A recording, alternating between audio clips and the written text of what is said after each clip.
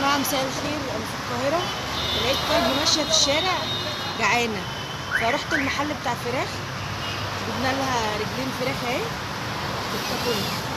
فأي حد ماشي عايز يساعد حاجة شبه كده ويقدر ربنا يجازيه خير.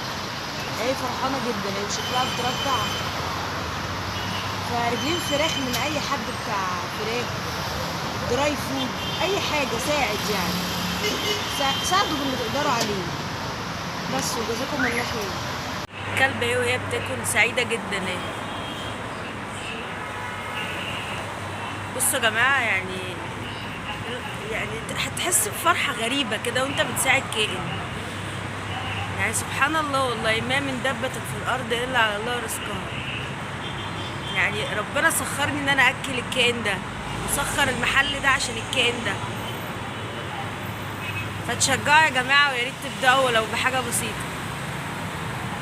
كل سنة وانتم طيبين. أكيد طبعا في الأيام دي الثواب بيبقى مضاعف.